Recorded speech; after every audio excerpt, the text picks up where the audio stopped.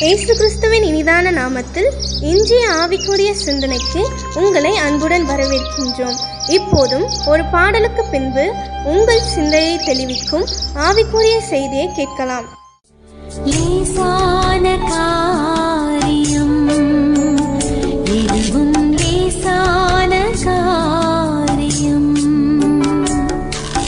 வேலனுள்ளவன் வேலனற்றவன், வேலனுள்ளவன் வேலன் இல்லாதவன், யாராயிருந்தாலும் உதவிகள் செய்வது லேசான காரியம். இயேசுவுக்கு லேசான காரியம், லேசான காரியம், இதுவும் லேசான காரியம். ஆண்டவர் இரட்சகருமாகிய இயேசுவின் இனிதான நாமத்தில் நான் உங்களை வாழ்த்துகிறேன். நம்முடைய ஆவிக்குரிய சிந்தனைக்காக 2 நாளாகவும் 14ஆம் அதிகாரம் 11-12 நான் வாசிக்கிறேன். ஆசா தன் தேவனாகிய கர்த்தரை நோக்கி கூப்பிட்டு, கர்த்தாவே, பலமுள்ளவனுக்காகிலும் பலனற்றவனுக்காகிலும் உதவி செய்கிறது உமக்கு லேசான காரியம். எங்கள் தேவனாகிய கர்த்தாவே, எங்களுக்கு துணை நில்லும். உம்மை சார்ந்து உம்முடைய நாமத்தில் ஏராளமான இந்த கூட்டத்திற்கு எதிராக வந்தோம். கர்த்தாவே, நீர் எங்கள் தேவன், மனுஷன் உம்மை மேற்கொள்ள விடாதையும் என்றான். அப்பொழுது கர்த்தர் அந்த எத்தியோப்பியரை ஆசாவுக்கும் யூதாவுக்கும் முன்பாக முறியடித்ததினால் எத்தியோப்பியர் ஓடி போனார்கள். ஆசா என்கிற ராஜா ஆண்டு கொண்டிருந்த காலம் அது. அப்பொழுது எத்தியோப்பியர் விரோதமாய் லட்சக்கணக்கான பேர் வந்து முற்றுகை போடும் பொழுது இந்த ராஜா நேராக என்ன பண்ணுகிறான்? தேவனுடைய சமூகத்தில் போய், ஆண்டவரே, பலமுள்ளவனுக்காயிலும் பலனற்றவனுக்காயிலும் உதவி செய்வது உமக்கு லேசான காரியம், உம்மால் முடியும் என்று தேவனை சார்ந்து கொள்கிறான். என்னால் ஒன்றும் முடியாத ஆண்டவரை, நீர்தான் இந்த யுத்தத்தை நடத்தி கொடுக்க வேண்டும், நீர்தான் எங்களுக்கு ஜெயத்தை கொடுக்க வேண்டும் என்று சொல்லி விண்ணப்பம் பண்ணி அந்த யுத்தத்திற்கு போகும்பொழுது என்ன நடந்தது? கர்த்தர் அவனுக்கு விரோதமாக இருந்த சத்துருக்களை அந்த ராஜாவாகிய ஆசாவின் கையில ஒப்புக் கொடுக்கிறார். ஒரு பெரிய ஜெயம் அங்கு கிடைக்கிறது. நாட்கள் போக போக அந்த ராஜா தேவனை சார்ந்து கொள்ளாமல் மனிதனை சார்ந்து கொள்கிறார், மற்ற ராஜாக்களை சார்ந்து கொள்கிறார். தேவன் அதனால் அந்த மனிதனை, அந்த ராஜாவை விட்டு விலகினார். வியாதிக்குட்படுத்தப்படுகிறார். வியாதி வந்த உடனே பரிகாரமாய் கர்த்தரை தேடாமல் வேறு பரிகாரங்களை தேடி அவனுடைய முடிவு பரிதாபமாய் இருக்கிறது என்று சொல்லி வேதம் சொல்லுகிறது. அநேக நேரம் அநேகருடைய ஆரம்பம் நன்றாக இருக்கும், முடிவு பரிதாபமாக இருக்கும். வேதம் சொல்லுகிறது, முடிவு பரியந்தம் நாம் நிலைத்திருக்க வேண்டும். ஆவியில் ஆரம்பித்தால் ஆவியில் தான் ஓட்டத்தை முடிக்க வேண்டும், மாம்சத்தில் முடிக்க கூடாது. தேவனை சார்ந்து கொள்ள வேண்டும். எந்த சூழ்நிலை, அது கஷ்டமாக இருக்கலாம், சந்தோஷமான நிகழ்வா இருக்கலாம், எதுவானாலும் சரி, கடைசி வரை கர்த்தரை சார்ந்து கொள்ள வேண்டும் என்று கர்த்தரை எதிர்பார்க்கிறார். இன்று நாம் யாரை சார்ந்திருக்கிறோம்? யாரை நம்பியிருக்கிறோம்? யார் மூலமாய் மீட்பு ரட்சிப்போர் என்று காத்திருக்கிறோம்? கொஞ்சம் யோசித்து பார்ப்போம். இன்னைக்கு நாம் கர்த்தரை சார்ந்திருப்போமானால் ஜெயம் நமக்கு தான் இருக்கும். ஏனென்றால் கர்த்தர் நமக்காக யுத்தம் பண்ணுவார். நெப்போலியன் என்கிற மாவீரனை குறித்து எல்லோருமே நன்கு அறிந்திருப்பீர்கள். ஐரோப்பிய நாடுகளை அதிர செய்த ஒரு போர் வீரன். அவனுக்கு ஒரு போர்ப்படை தளபதி இருந்தானாம். அவனுக்கு கடவுள் நம்பிக்கை எதுவுமே கிடையாதானால் நெப்போலியன் தான் அவனுக்கு கடவுள். எப்ப பார்த்தாலும் என்னுடைய கடவுளை நீர்தான் என்று சொல்லி நெப்போலியனே சார்ந்திருந்தான். எல்லா சூழ்நிலையிலும் நீங்க தான் சொல்லிட்டு இது பண்ணிட்டே இருந்தான்.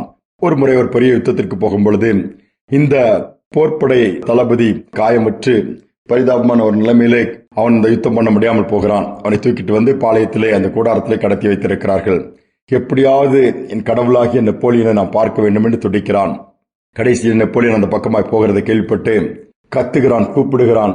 நெப்போலியன் அருகில் போகிறான். என்னப்பா அப்படின்னு சொல்லி கேட்கும்போது, எப்படியாவது என்னை காப்பாற்றும், நீதான் என் கடவுள், நீங்க தான் என்னை காப்பாற்றணும், எப்படியாவது காப்பாற்றுன்னு சொல்லும் பொழுது நெப்போலியன் ஒரு ஸ்டெப் பின்னாடி வந்து தலையை அசைத்தானாம். என்னால் ஒன்றும் செய்ய முடியாது.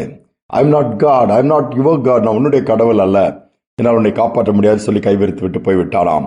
பரிதாபமா அந்த போர்ப்படை தளபதியுடைய முடிவு இருந்ததாம். யோசித்து பாருங்கள்.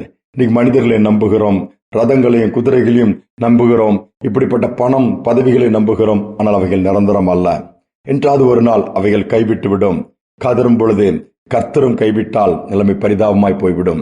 அப்படிப்பட்ட நிலைமை வேண்டாம். கர்த்தரை எப்பொழுதும் சார்ந்திருப்போம், எப்பொழுதும் முன்பாக வைத்திருப்போம். உண்மை அல்லாமல் எங்களால் ஒன்றுமே செய்ய முடியாதப்பா, நீர்தான் எல்லாம் என்று சொல்லி அவரோடு கூட உறவாடுவோம், நிலைத்திருப்போம். முடிவு நமக்கு ஆச்சரியமாய் சம்பூர்ணமாக இருக்கும்.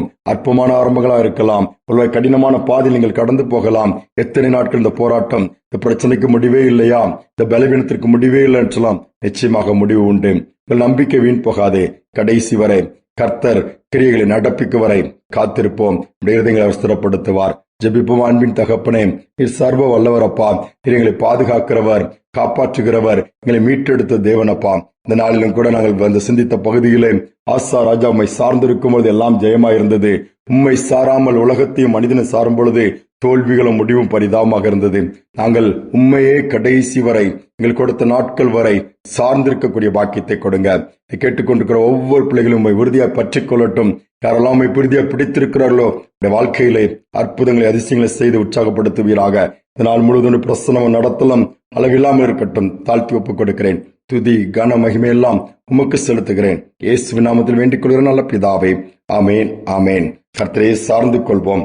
அவர்தான் நம்மை காப்பாற்றுகிறவர், அவர்தான் நம்மை மீட்கிறவர், நமக்காக யுத்தம் பண்ணுகிறவர். இந்த சிந்தனையோடு இந்த நாளை தொடர்வோம். மீண்டுமாய் நாளை தினம் சந்திப்போம். நாசியில் சுவாசமுள்ள மாந்தரை நம்புவதல்ல தம் ஆலோசனை.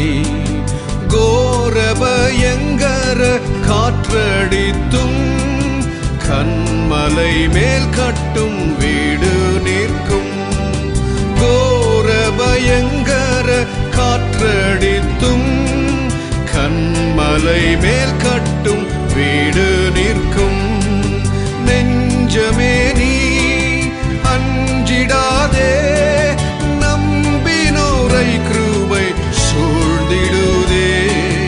இம்மட்டும் காத்தவர் இம்மானுவேல், இன்னமும் காத்துன்னை நடத்துவார்.